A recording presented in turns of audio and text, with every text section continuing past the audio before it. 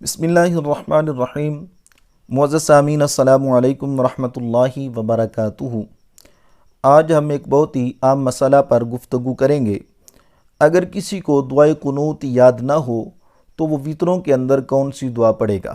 تو سب سے پہلے تو یہ بات ذہن نشین کر لیں کہ وطر جو ہے ان کی تیسری رکعت کے اندر دعا پڑھنا یہ واجب ہے، اور کوئی بھی دعا جو شریعت مطہرہ کے اندر مذکور ہے اس کو پڑھ لینے سے واجب ادا ہو جاتا ہے۔